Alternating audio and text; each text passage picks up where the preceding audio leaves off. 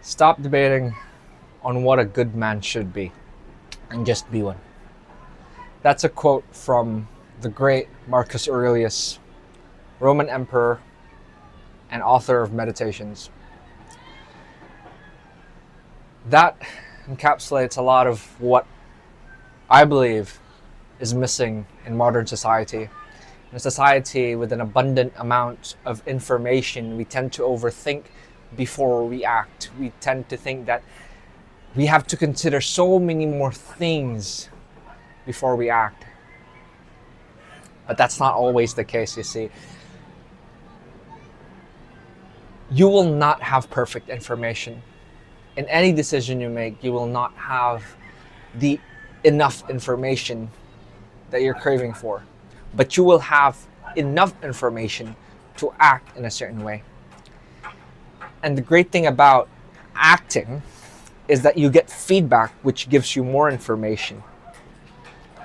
This is something I experienced when I started writing online, and how I was able to build a business was that you cannot wait for someone's approval for you to publish something.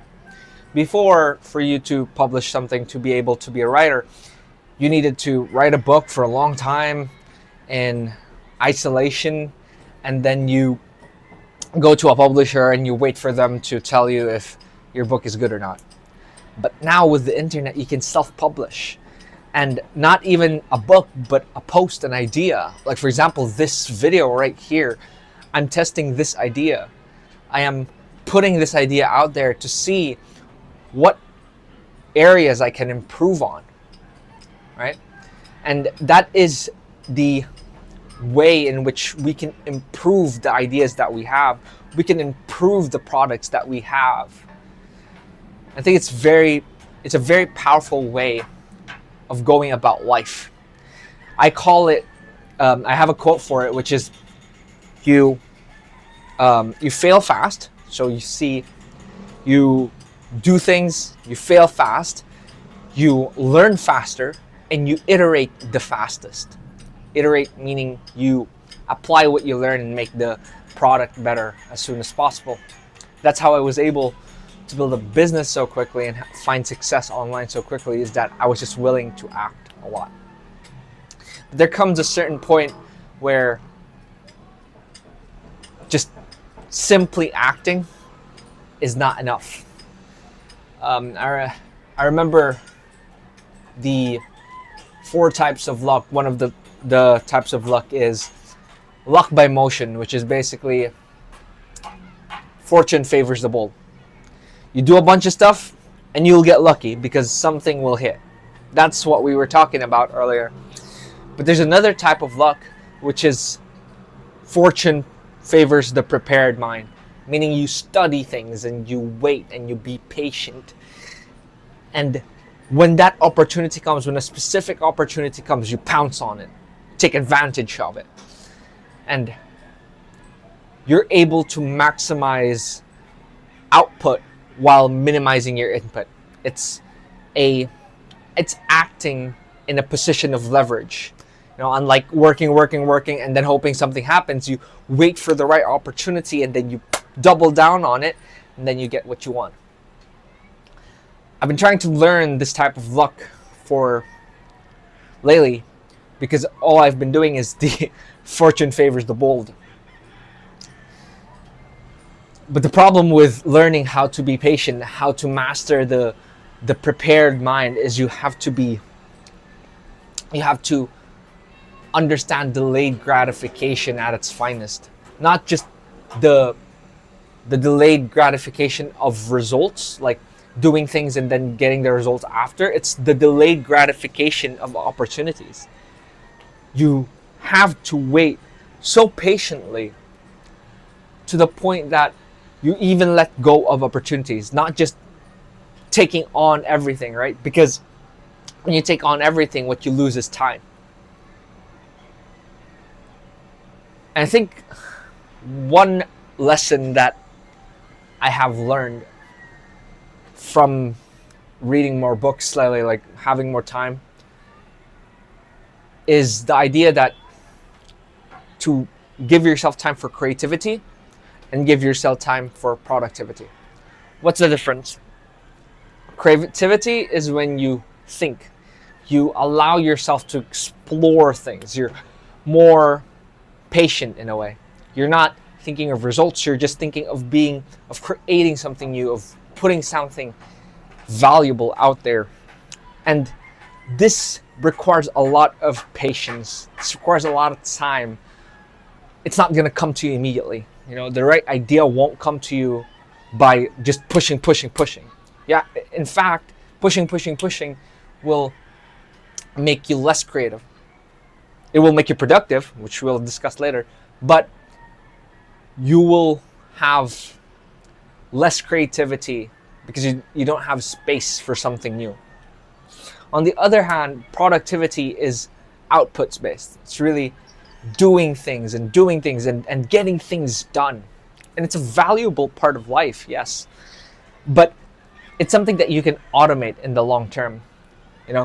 That's why a lot of people are scared of AI, because AI is the productivity master. You don't have to think so long. You don't have to process data so long. AI can do it for you in a snap of a finger.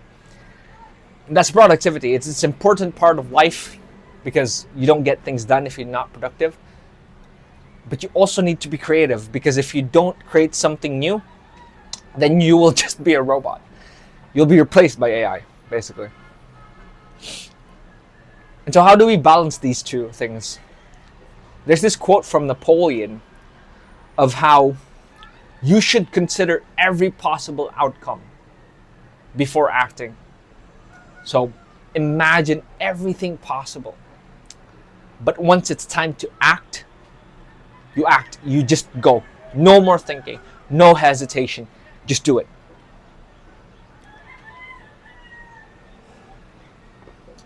And I think that's how we can balance the creativity and productivity in life. We think, we become creative, and we formulate how we could deal with a situation, how we can deal with a problem. We just explore possibilities. But once we've found an action that we can take, we go. No hesitation, just go. Be productive. Don't think about it anymore. And then we spend time again to reflect. In the long scale of things, well, in the short term, in the daily basis, what I like to do is in the evening, that's my creative space, actually. Helicopter.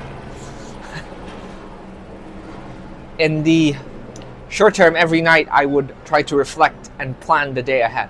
And that's when I don't try to be productive. I'm not judgmental with what I'm doing. I just take a walk, put on my phone and type stuff.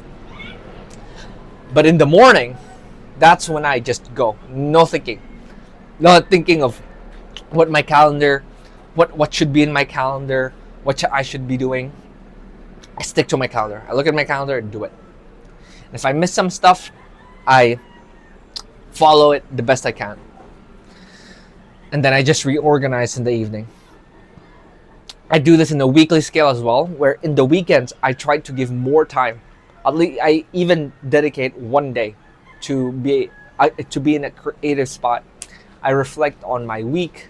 I reflect on my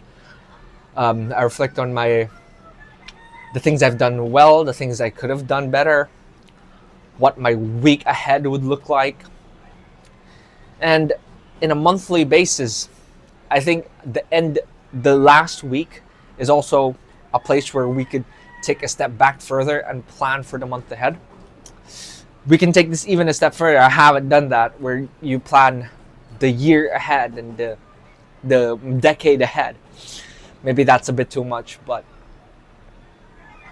having space for that creativity is valuable just as much as you just go once you've thought things through. And I think that's how we as individuals can be results driven, but also not overthink so much.